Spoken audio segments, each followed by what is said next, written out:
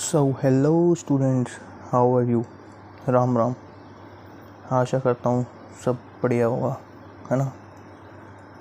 तो आज हम वीडियो में शुरू करने वाले हैं अपना Venn diagrams, operation on sets and properties of operation on sets and difference of sets. अब जो वेन डायग्राम्स है वो ना इस साल आपके सिलेबस से ओमिट है ना।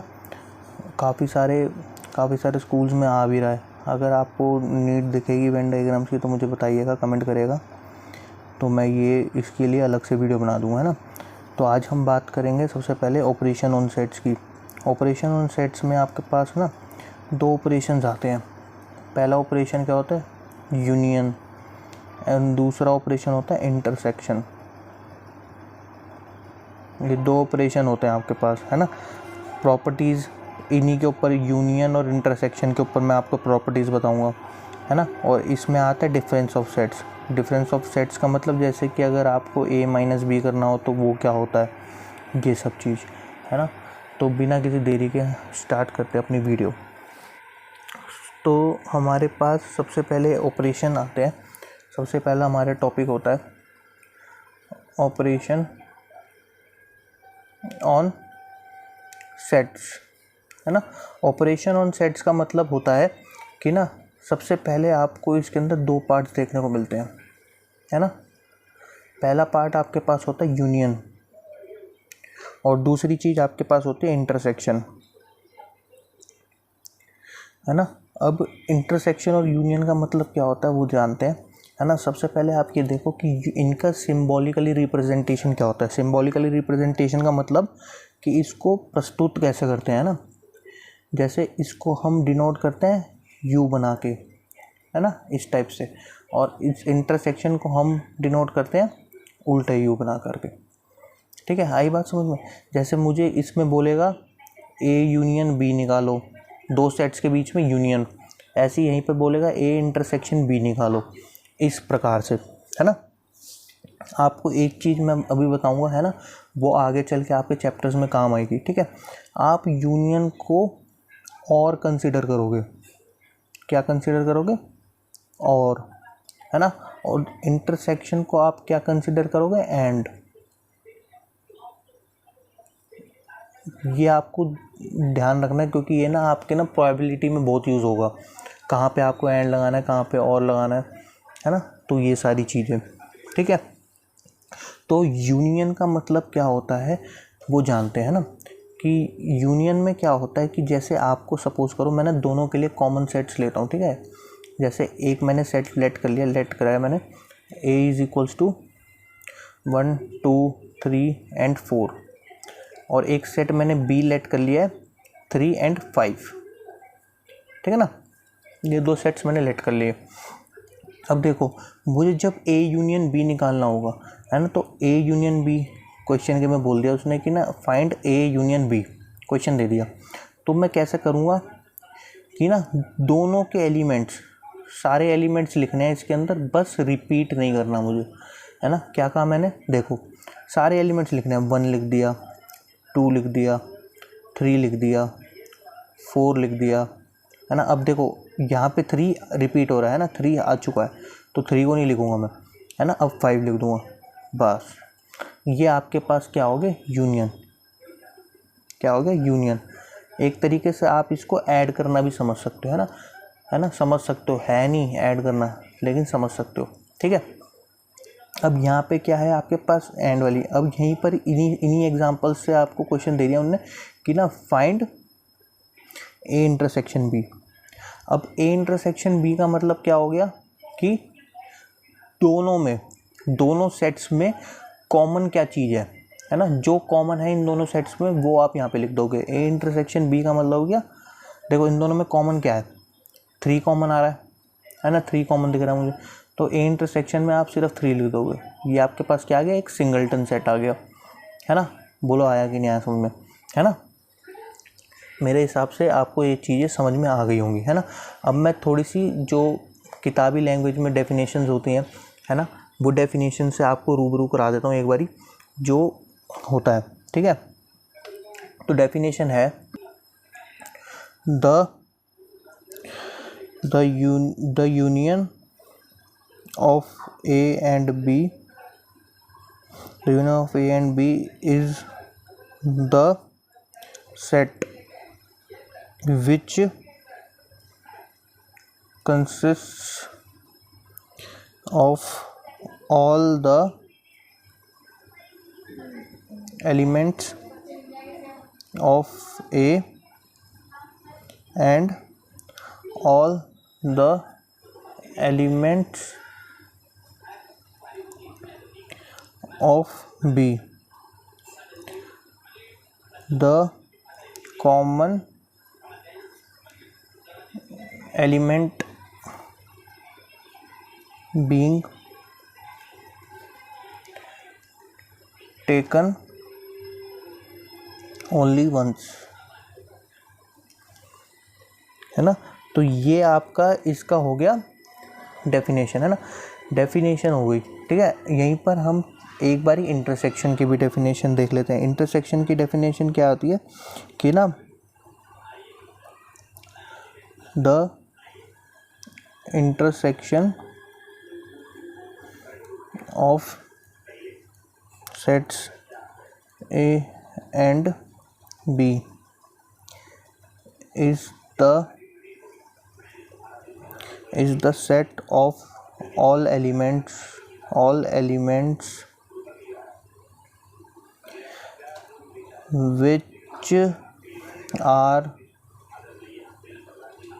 which are common to both A and B। ये आपकी डेफिनेशन हो गई, है ना। सिंपल ये कहने का मतलब है कि जब मैंने यहाँ पे और आपके में एंड लिखा था, तो उससे आपको क्या समझ में आता है कि अगर मैं इनमें से कोई एक एलिमेंट उठाऊं, है ना, तो और का मतलब क्या होता है, या तो, है ना, अगर मैं इनमें से कोई एलिमेंट उठाऊं तो या तो वो ए में एग्जिस्ट करेगा या तो वो बी में एग्जिस्ट करेगा। सपोज करो मैंने 4 उठाया, है ना, ए यूनियन बी में से 4 उठाया, तो या तो वो ए में करेगा या तो बी में बिलोंग कर रहा होगा, है ना। तो 4 ए में बिलोंग कर रहा है। अब यहाँ पे एक्सेप्शनल केस क्या है, 3, है ना। अगर मैं 3 को उठाता हूँ तो 3 मेरे पास दोनों में है कॉमन, यानी यहाँ पर कंडीशन बन जाएगी आपके पास एंड का मतलब कि वो ए में भी हो और बी में भी है ना। तो क्या आपके पास आई, ए इंटरसेक्शन बी का मतलब क्या होगा, दोनों में कॉमन। इसलिए यहाँ पे डेफिनेशन लिखे, the intersection of sets A and B is the set of all elements which are common to both A and B, है ना। आया समझ में, है ना। अब चलते हैं इसकी प्रॉपर्टीज़ की तरफ, इन दोनों यूनियन एंड इंटरसेक्शन की प्रॉपर्टीज़ की तरफ। तो अब हम समझते हैं प्रॉपर्टीज ऑफ द ऑपरेशंस, है ना, यूनियन एंड इंटरसेक्शन। अब ये इनकी प्रॉपर्टीज़ पढ़ने से पहले ना आपको ना एक चीज़ पढ़ने की ज़रूरत है, वो क्या है, वो चीज़ मैं बता देता हूँ आपको।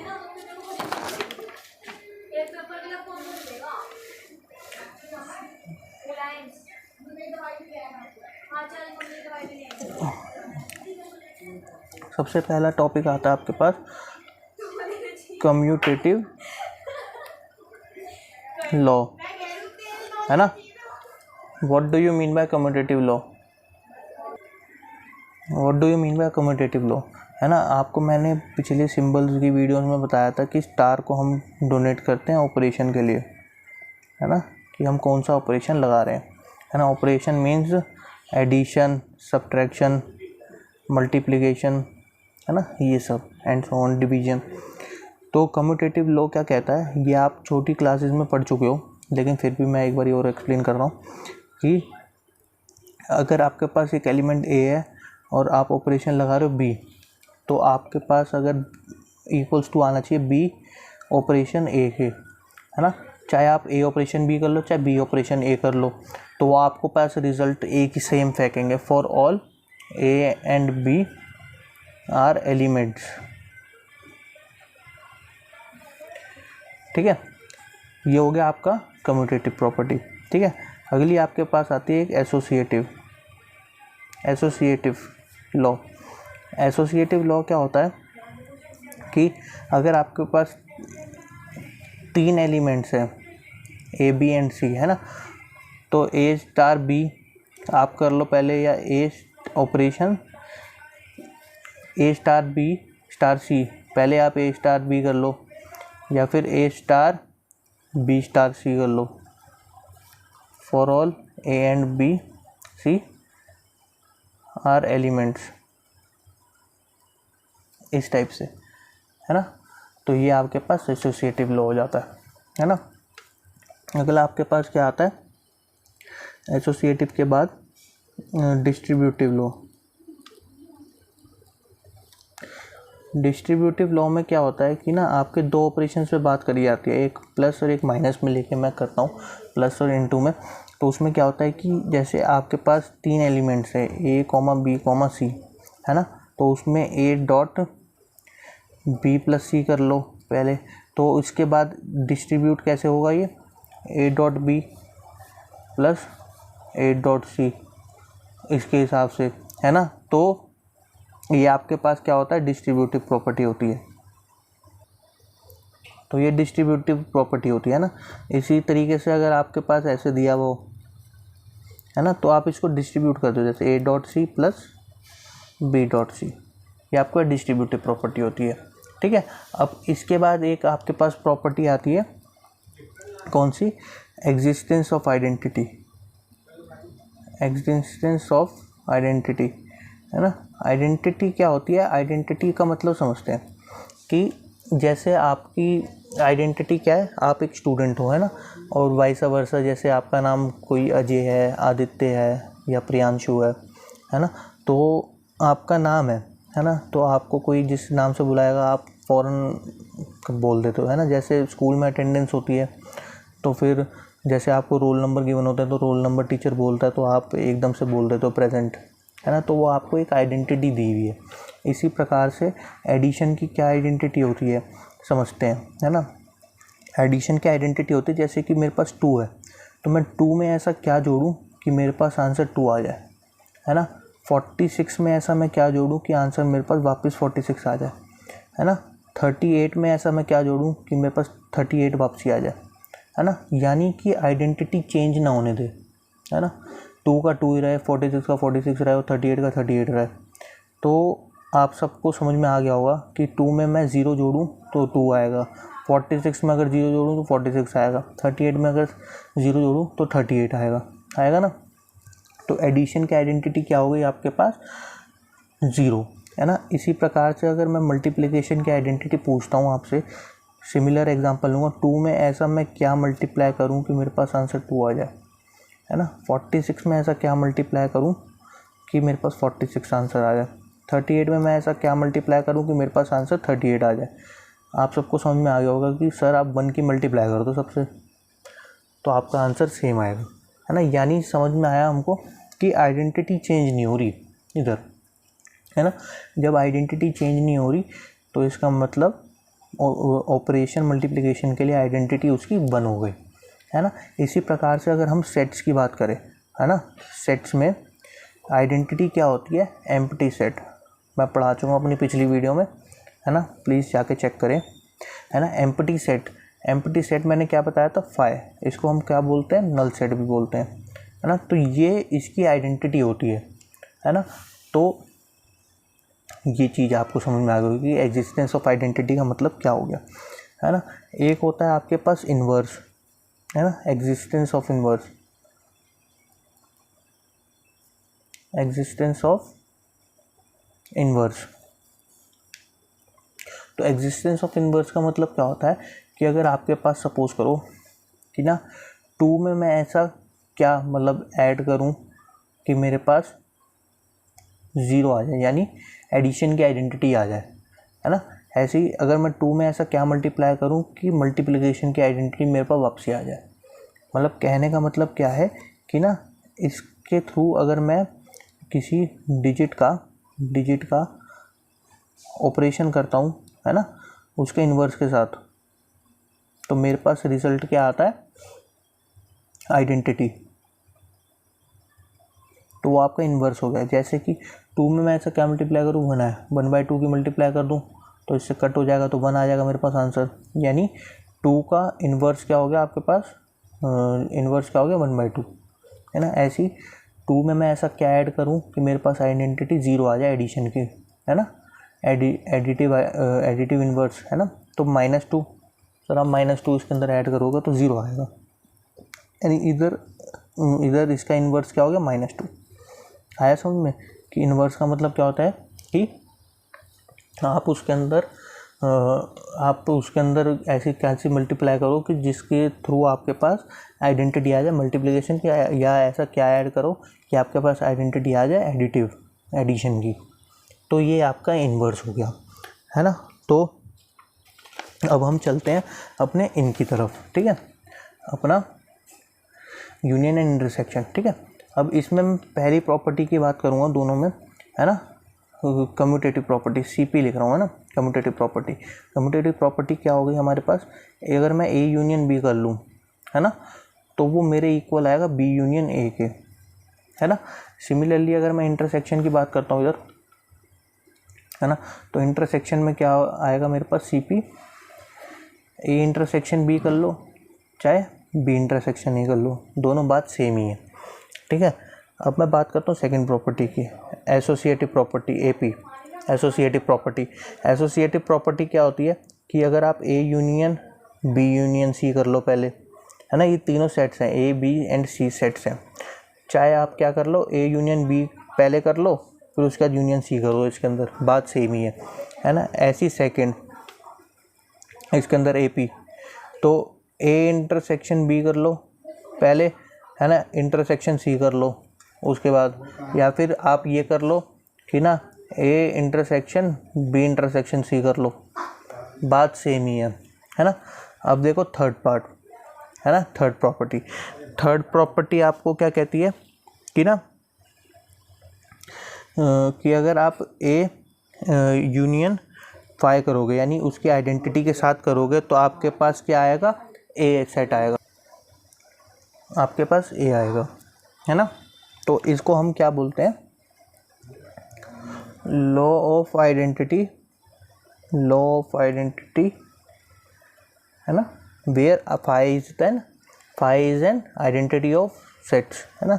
इसी प्रकार से अगर थर्ड आपका इसका देखेंगे हम, तो इसके अंदर क्या होता है कि अगर आप A इंटरसेक्शन फाई करते हो तो इन दोनों में कॉमन क्या आएगा, आपके पास फाई आएगा, है ना। ये भी आपके पास आइडेंटिटी की प्रॉपर्टी होगी, है ना।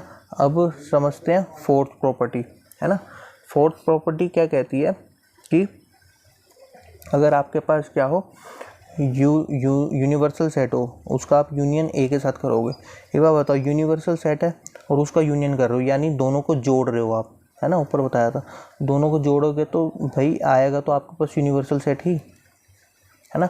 अगर इसी तरीके से मैं आपको इधर समझाऊं कि यूनिवर्सल सेट का आप इंटरसेक्शन करोगे, है ना, किसके साथ, A के साथ, तो आपके पास क्या आएगा, देखो यूनिवर्सल सेट में से ए सेट कॉमन निकालना, मतलब दोनों में कॉमन कौन कौन से आएंगे, सारे A सेट्स के एलिमेंट्स, यानी ये हो जाएगा। तो ये आपके पास ये दोनों कौन से आते हैं आपके पास, लॉ ऑफ यूनिवर्सल सेट, ठीक है ना। ये आपके पास दोनों कौन से हो गए, लॉ ऑफ यूनिवर्सल सेट, ठीक है। अब इसके बाद आपके पास आती है डिस्ट्रीब्यूटिव प्रॉपर्टी, ठीक है ना। डिस्ट्रीब्यूटिव प्रॉपर्टी दोनों के लिए होती है, कैसे कि अगर आपके पास A intersection B union C है ना, A intersection B union C है, तो आप इसको कैसे करोगे, A इंटरसेक्शन B ब्रैकेट्स, है ना, यूनियन A इंटरसेक्शन C, ये वाला, और ये इसी प्रकार से वाइस वर्सा होता है ना। अगर यहाँ पे यूनियन आ जाए और यहाँ पे इंटरसेक्शन आ जाए तो ये क्या हो जाएगा आपके पास, A union B intersection A union C, है ना। तो आपको ये प्रॉपर्टीज़ भी आ गई होगी समझ में, है ना। अब हम चलते हैं अपने डिफरेंस ऑफ सेट्स की तरफ। तो डिफरेंस ऑफ सेट्स क्या होता है कि ना हम इसको सिम्बॉलिकली कैसे रिप्रेजेंट करते हैं, जैसे A माइनस B, है ना, इसको हम कैसे रिप्रेजेंट कर रहे हैं, A माइनस B, ऐसे, ठीक है, A माइनस B, ठीक है। अब इसका मतलब क्या होता है कि घटाना, एलिमेंट्स को घटाना, है ना। इसको हम समझते हैं एक एग्जांपल के थ्रू, तब हमें अच्छे से समझ में आएगा। जैसे आपके पास एक सेट है, ए सेट क्या है, 1 2 3 4 5 एंड 6, है ना। और एक सेट आपको दे देते हूँ बी सेट क्या देते हैं, 2 4 6 एंड 8, ठीक है। अब यहाँ पे क्वेश्चन क्या कह रहा है कि फाइंड आपको करना है a माइनस बी, ये फाइंड करो, है ना। और मुझे फाइंड करके बताओ a b माइनस a, ये दोनों चीज़ आपको फाइंड करनी है, ठीक है ना।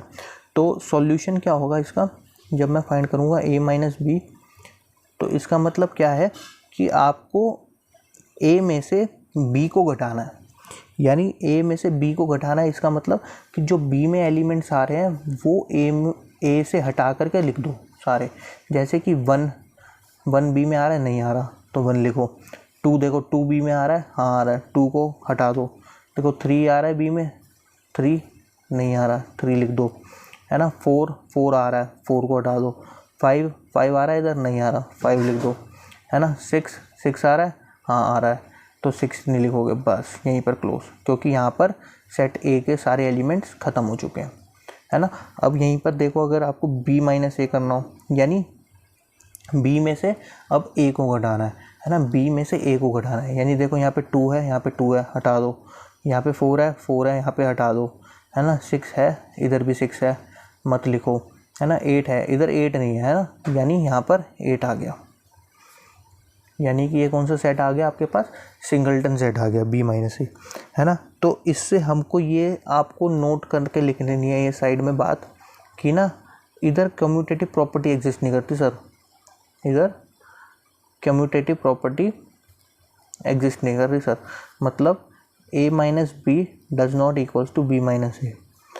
और ये ट्रू भी है। कैसे, कि अगर आपको मैं दे दूँ फॉर एग्ज़ाम्पल, है ना, फॉर एग्ज़ाम्पल अगर आप 3 माइनस 2 करते हो तो उसका रिज़ल्ट आपके पास 1 आता है। और अगर यहीं पर ही आप 2 माइनस 3 कर दोगे तो आपका रिज़ल्ट -1 आ गया। क्या ये दोनों इक्वल हैं? नहीं है। तो वही प्रॉपर्टी है ना, डज नॉट इक्वल्स टू, है ना। आई होप सो कि आपको समझ में आया होगा, है ना। तो इसी प्रकार से ये डिफरेंस ऑफ सेट्स हो गया आपका, है ना। तो आशा करता हूँ आपको समझ में आया होगा सारी चीज़ें, है ना, जो आज मैंने पढ़ाया है ना। अगर समझ में आई है तो प्लीज़ लाइक करें, सब्सक्राइब करें एंड शेयर करें मेरे चैनल को, है ना। Thank you for watching.